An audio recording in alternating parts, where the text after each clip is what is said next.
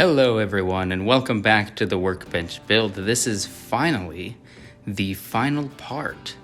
So today we're going to be completing the Workbench build all the way, minus a couple little adjustments that will come in separate videos as I think of upgrades for the bench. But let's just get right into the build. So we're going to start, I think we left off by doing the drawers. We're going to start by doing face frames, door faces, or drawer faces rather, and then filling some holes and painting. So there's not a whole lot to do in this video, so let's just get to it.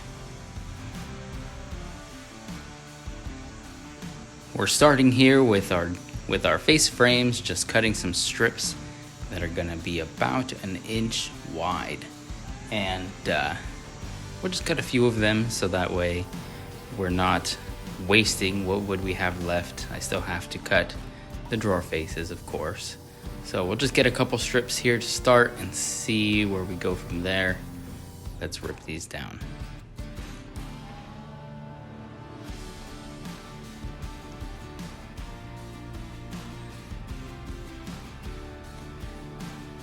So to get my final dimensions of these, I went ahead and I just took my tape measure over and I measured exactly the spot. I didn't mess around with any of the pre-measurements that I had because I know that little things got adjusted here and there.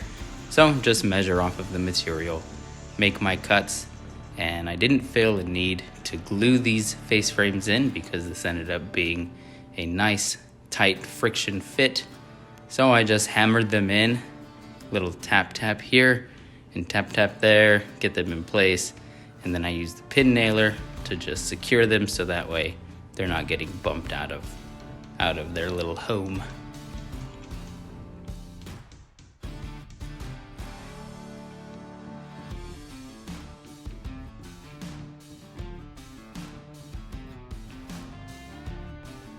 So here I am coming along with the pin nailer, and I didn't need a whole lot. I did one for the middle, one for the bottom, and one nail for the top, which clearly I cut out of the video for some reason. But you get the gist of it. And here I am hammering the other side into place and then adding some nails, one for the bottom, middle, and top. I don't need a whole lot of support holding this in. Of course, I need one for the very bottom of this section. So same thing, just put it in, add some nails, move on to the top, and then there was another one that had to be in the very middle, separating this big drawer. But for some reason, it looks like that piece of footage got lost. So we'll just move on to the drawer faces. Here I have a piece of lumber that is quite square as it is, but I'm just cleaning up that one edge on the table saw. I buy all of my lumber, now at least, surfaced on top and bottom because that is now an option where I get my lumber from locally. That means I just have to rip down one side, and then I have almost perfectly milled lumber. So that's a nice time-saving option I have now. Here I am cutting my drawer face. This is going to be for the very top drawer, just a small one, to keep little things that I grab often. Just checking my cut to make sure I have a nice tight fit. I did make a couple adjustments here, and then I come along with these playing cards that are my wife's favorite Harry Potter playing cards, so don't tell her I stole them. I just use them as a little spacer so that way I can have a nice even reveal on all sides. As you can see, I already have the holes for my hardware, and I'm just gonna use these holes to screw right into my drawer. This will hold my drawer face in place while I get some permanent screws on the back side that will hold the drawer face in place. And then I have my holes already for my hardware. So I'll pop those screws out and replace them with the actual drawer holes.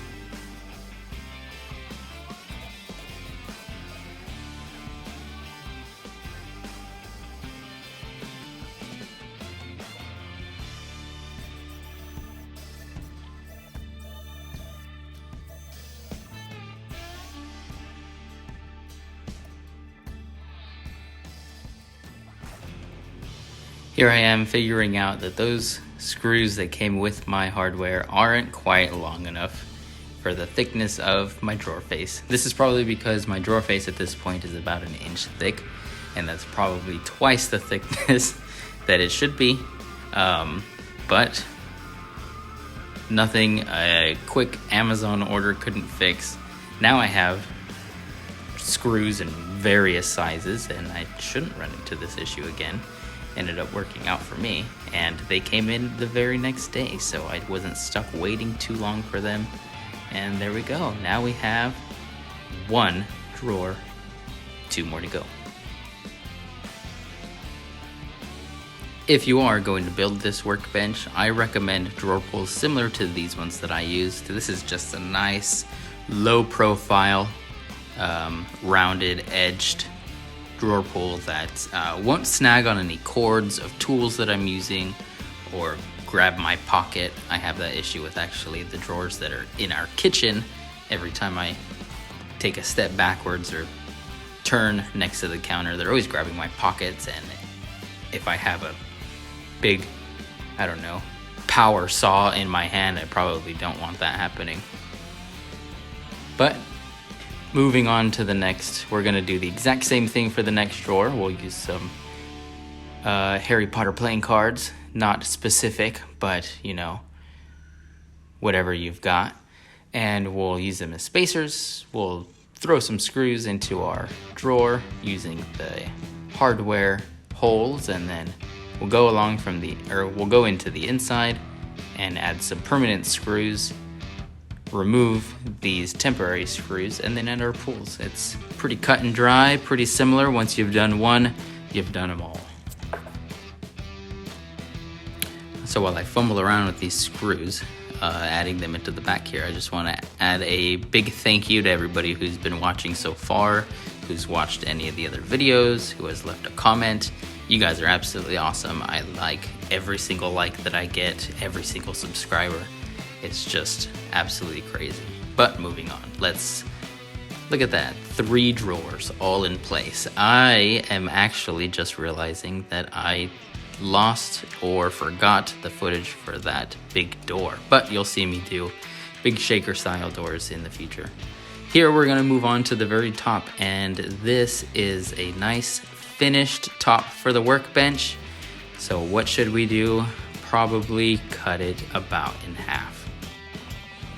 So don't worry, we're not going to completely discard this piece that I'm cutting off. I'll just use this little guide that I made for my for my skill saw, because I don't actually have a track saw. And we'll just cut a big chunk off of here. I actually have plans for this to lift up and out of the way, so that way I get my joiner back, because it has been trapped underneath this top. I'll mark my sides, that way I can line everything up just the way it's supposed to. And here's the hardware that I found. This is actually for, I believe, a lift-up coffee table, but it will work beautifully here. So this is how you'll see. Right here I'm kind of gauging where I should put it, so that way I can, that way the pieces don't slide or bump into each other, because the way that these are actually designed, it's supposed to lift up and out of the way the other way. But I figured there was probably enough clearance, or I could make enough clearance where they could lift up over each other. So I gave it a shot, and it ended up working out just fine. These pieces were a little bit long though, and I had to set it so far away that these stuck out almost about a foot. I cut this chunk off with the angle grinder, and I was still able to secure 2 screws. This probably messes with the load capabilities of these hardware, but if I'm lifting it up and out of the way, I probably won't have anything up top, or I'll just, I guess from now on, make a conscious decision to not have anything up top, except for maybe small things. I did, however, test it out, and I think I remember having quite a bit of weight up there. So maybe it didn't mess with it. Anyways, what I did to one side, of course I do to the other, and I ended up cleaning up these edges with the angle grinder a little bit, and then coming back with the mill bastard file. This made it nice and smooth, so that way if my hands do catch these corners, I'm not going to cut myself with those sharp edges I've now created. I think I'll be just fine. While I'm messing with this is another good part for me to just kind of give you guys a little channel update. I am working on the plans for this workbench. So there are definitely a few things that I would have done differently if I was building this again. And that goes with all projects. They're all learning processes, and especially shop furniture is a good place to test certain things and make mistakes, because it's just shop furniture. It's made to be used and abused. So I have a few money-saving ideas for you guys as far as building the actual bones of this workbench, and I will implement those in the plans and hopefully have those for you guys within the next couple of weeks. I've never made plans before, so give me some time to sort through, and I'll get those for you guys, okay? With that done, we are done. With that, I don't know, with the top secured, I guess, so we are finished with this small process. How about that? This lifts up and out of the way, and those edges are nice and rounded over, so I didn't cut myself rubbing my arm against the edges there. That was always a nice welcome surprise. And here we go. It's time to move on to everybody's favorite part, sanding the whole thing down, because there's not a whole lot else we can do. I did come along with some wood filler, and I filled any small holes and cracks in knots and stuff like that. Little imperfections that didn't need to be covered, because they're just imperfections in the lumber, not imperfections in my craftsmanship, because my craftsmanship has been decent. But I filled those little holes so that way the paint is smoother and it's just a nicer finish. And then I was given a little tub of Bondo to try out. So I did give that a try. I wasn't really going to care about like those 4x4s that are next to each other having a gap. I didn't really care because, again, this is just shop furniture. But once I was given this by a friend to just test it out and see if I liked it, I figured I might as well put it to use and put it through its paces as well. And so I went a little bit crazy and I started filling every seam that I could find, so that way I can see how well this stuff holds up to everyday normal wear and tear. Because on the Instagram, I do see people quite often using this to finish furniture. My little tiny supervisor came in to check on me and made sure I was doing a good job. And then I informed him that the Bondo was quite stinky, and he went inside to keep playing. With everything patched and sanded, and I did only just show you guys the one side there because why not? It was time to slap some paint on this thing. I went with a matte black, which will probably not be everybody's first choice for furniture. Now I actually remember that I was going to make a comment earlier about how I was going to paint this lime green and let you think the whole time that this was going to be painted a very stupid color. But no, I went with black, and this is purely for aesthetic purposes, not for me, but for you, because this is for YouTube. And now that I am getting into content creation, it was time to look into how to provide a better, or at least the best possible viewing experience for my audience. And there's a whole lot of things that go into that probably won't pertain to every single one of you guys, such as like light absorption and removing clutter by adding darker tones to things that are going to be in the background. But we won't get into that. Maybe I'll do a blog post about it, so that way those of you who are curious will have a better understanding. But here we go. We're going to be just painting nice and slow, just going with the grain. So that way you get a nice quick visual reference of what I'm talking about, and if you want to explore it further, go to the website. Link will be in the description, and I'll write more about it for those of you who are curious. But here you go. Now when I pull something up, like I'm showing you this very cool rusty chisel that I've got, the background right there doesn't really distract from it. It doesn't pull your eyes like the clutter on my workbench does. This being now painted, it is quite easy to just dust off and move on, and it is looking quite nice. I'm a fan of black. It is my favorite color, so this actually was in part for me too. Now at this stage, the workbench could basically be considered complete. However, I am going to go above and beyond, and I'm going to add a little lip around each of the tops. This will give it the illusion that the top is much thicker than it actually is, because the black paint does actually point out that the top there is only 3/4 of an inch. So I cut some strips at about 1.5 inches, and I go all the way around the edges, adding a little bit of glue and a little bit of brad nails to hold these together. And not only did it make the top seem thicker, but it did give it some dimension that I think I didn't realize it needed, and give it just more of a finished look. And then I will be adding some dust collections, that way this buildup of dust on this side isn't a continuous problem. To secure these strips in place, I just added a bead of glue to the very top, held them in place with the brad nailer instead of adding a ton of clamps everywhere, and then I will fill the nail holes later. Nobody will even know that those holes were there except for me and you.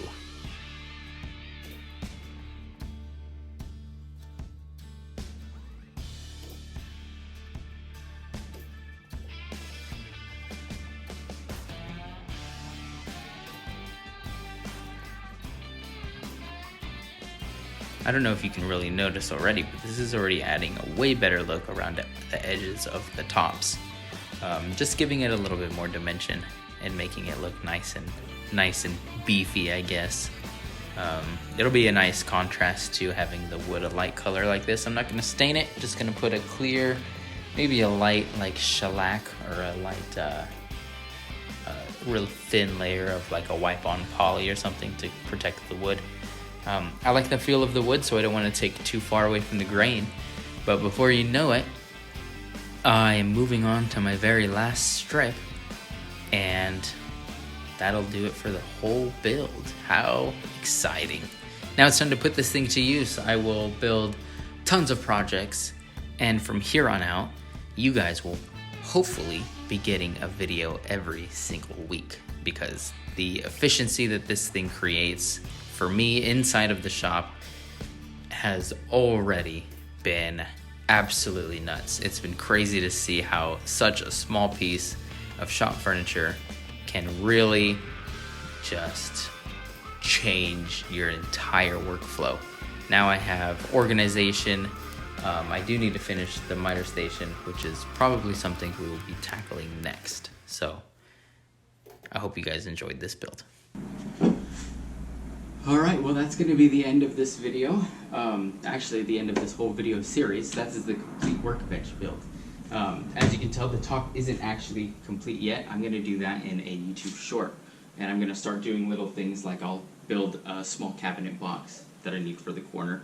I'll do a drawer, so that way you guys can have those quick references if you guys need to build that and you can't remember exactly what it is that I did, or you don't feel like sifting through an entire video. You can jump over to my shorts channel, or my shorts section on my channel, and be able to just quick reference those kind of things. So I'll finish this in a short that you guys will probably get in the next couple days, and then you'll get probably a couple more little videos pertaining to the workbench, just attachments and little upgrades that can be made. I think I kind of want to add a paper roll to the bottom here, so mount it underneath, so that way I can fling it over in the event that I need to do anything on paper, maybe mass glue ups. For regular glue ups, I actually want to add a flip up side to this that will just fold down and not add too much profile to this, because this does need to squeeze in a certain spot in my garage. So there's ideas there. Anyways, thank you guys for watching. If you haven't, down in the description below there will be a link to my Instagram page that you guys can follow, and I'll try and get better at posting reels and things like that. I haven't done that yet, but anything I do in a short will then be posted in a reel, so you guys will kind of get content upgrades or updates on there as well. Let me see other things. Thank you to the 500 subscribers that I have right now. That's awesome, absolutely awesome. And if you'd like, I'll post a link down below, and you can have access to the website that I'm working on. And on the website is where I will sell the build plans. Obviously, I'll announce to you guys when the build plans are available. But we'll do things like build plans. I want to start doing little blog posts, possibly daily, and then any links to tools that I'm using around here that I've grown to like, personal like reviews on certain things, like that new sander that I got is absolute game changer in comparison to the little porter cable you guys have been seeing me use. But that's going to be it for now, and I'll catch you in the next one.